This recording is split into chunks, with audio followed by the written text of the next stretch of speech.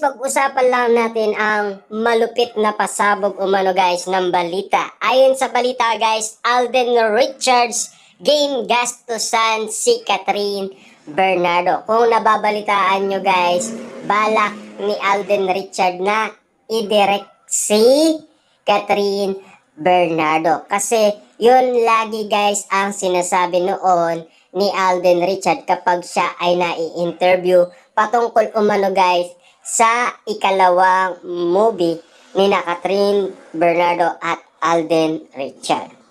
Kasi guys, maraming issue noon patungkol umano sa kanila ni Alden Richard at Catherine Bernardo. Patungkol sa mga sinasabi ng netizens na sila lang daw dalawa. At siyempre, no comment si Alden Richard patungkol umano sa mga issue at ayaw makialam ni Alden Richard. Pero guys, basahin muna natin ang sinasabi ng balita.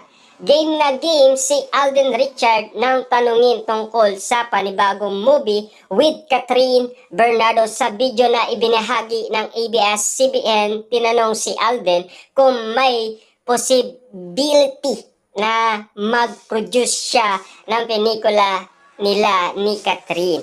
Yes na yes siya guys at game na game siya. Yan talaga guys ang balak ni Alden Richard. Lalong-lalo na guys noong pumirma si Catherine Bernardo ay niligwak niya umano si Alden Richard. Siyempre guys, ang una nga naman binanggit kasi ni Catherine Bernardo ay Jericho Rosales, Papa P at Dilma Santos lang guys ang sinabi ni Catherine Bernardo at walang tayong narinig na Alden Richard, 'di ba? Pero guys, meron naman tayong narinig kay Catherine Bernardo na kasi nag-message siya kay Catherine Bernardo noong pumirma si Catherine Bernardo ng bagong kontrata sa ABS-CBN.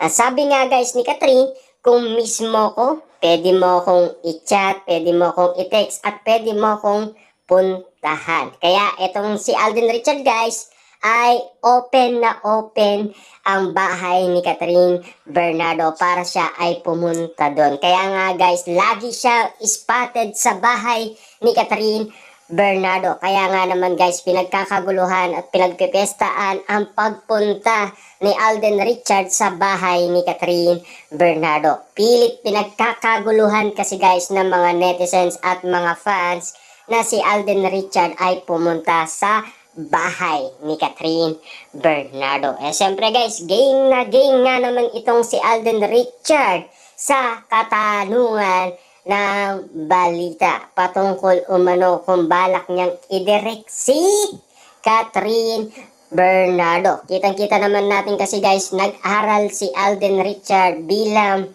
producer at director, 'di ba? Kitang-kita naman natin kasi guys na animo guys talagang game na game mag-aral si Alden Richard. Siyempre guys, para nga tumulong sa iba't ibang mga artista. Lalo na ngayon guys, meron siyang dinidirect na ibang bansa, ibang mga lahi guys, Talagang makikita natin ang usay na ni Alden Richard bilang producer at director, 'di ba? Kakaiba man guys sa panlasa ng marami, at least pinagkakaguluhan nga naman guys ng mga netizens at mga fans, 'di ba?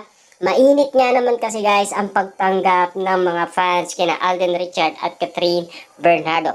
Ang sabi nga dito guys ng balita, coming soon, let's go sa ad ng aktor. Bukod kasi sa pagiging aktor, director at producer na rin ang Asia Multimedia Star, siya ang founder ng pagbuo ng games na pwedeng mag-aral ang iba't ibang mga kabataan na pwedeng mangarap na maging pro, 'di ba? At siyempre sabi nga dito guys, nag-produce noon ng Eraser Ed Reunion concert, matandaan, naging successful din ang unang film niya with Catherine na Hello, Love, Goodbye. Siyempre guys, sa kagalingan na ni Alden Richard at kakaiba ang talino talaga guys ni Alden Richard. Kitang-kita naman natin guys, yun talaga ang balak ni Alden Richard kung sakali man guys hindi matuloy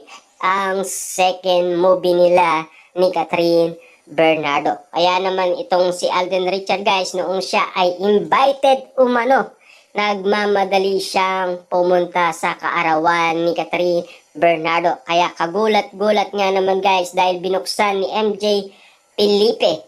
2 months ago na nga naman nangyari ang pagtatanong ni MJ Felipe kay Alden Richard bakit napaka-espesyal ng airplane na sinakyan niya papuntang Palawan sa kaarawan ni Catherine Bernardo.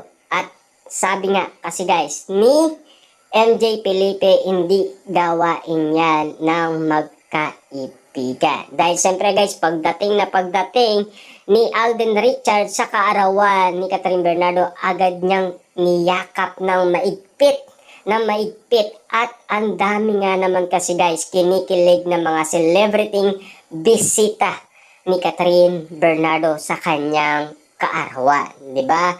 Kitang-kita natin guys kung papaano kinilig ang mga ibang artista dahil sa pagyakap umano ni Catherine Bernardo kay Alden Richard. Kasi napaka-espesyal ng airplane na sinakyan niya. Dahil napaka-special din kasi guys ng pinuntaan ni Alden Richard na si Catherine Bernardo dahil sa kanyang kaarawan. At siyempre guys, kumanta pa ito ng bakit ngayon ka lang dumating, 'di ba? Medyo may ibig sabihin yun guys eh. Bakit ngayon ka lang dumating, Catherine Bernardo, 'di ba? Kaya nga naman guys, may tunog eh. 'Di ba? May ibig sabihin na si Alden Richard dun guys eh, 'di ba? Kaya naman napangiti itong si Catherine Bernardo habang kumakanta si Alden Richard. Parang yata guys, may balak nga naman siyang maligaw umano guys kay Catherine Bernardo. At kitang-kita naman natin guys kung papaano na sila yan ni Ogie Diaz ang panliligaw ni Alden Richard kay Catherine Bernardo. Ika nga guys ni Ogie Diaz, 100% nanliligaw si Alden Richard kay Catherine Bernardo. At ilang beses na ulit yan guys dahil maraming kumakalat na fake news nga naman guys na sinasabi daw ni Ogie Diaz na confirm na daw ayon sa solid source daw ni Ogie Diaz. Pero walang katotohanan. Ang pagkakaalam lang ni Ogie Diaz, solid na nanliligaw si Alden Richard kay Catherine Bernardo. Kaya eto nga naman guys, 'di ba? Nagbabalik tayo para maintindihan natin kung bakit gustong gastusan ni Alden Richard si Catherine Bernardo para lang i-direct siya dahil napakagaling kasi guys ni Catherine Bernardo bilang artista. Hanggang ngayon kasi guys, awak pa rin ni Catherine Bernardo ang box office queen. Siyempre, wala nga naman kasi guys tatalo sa usay ni Catherine Bernardo sa pag-acting. Naani mo guys, talaga naging successful lahat ng pelikula ni Catherine Bernardo. Lalong-lalo na guys ang kanyang A Very Good Girl at ang Hello, Love, Goodbye kasama si Alden Richard. Doon napatunayan guys ni Alden Richard at kitang-kita niya ang kagalingan umano ni Catherine Bernardo. Siyempre guys, dahil sa kagalingan ni Catherine Bernardo, gusto niyang i-direct ito dahil sa usay ni Catherine Bernardo. Ang tanong, yun lang ba guys ang gusto ni Alden Richard? Dahil kita niyo naman guys, nililihim nila ang mga bagay na pwedeng buksan.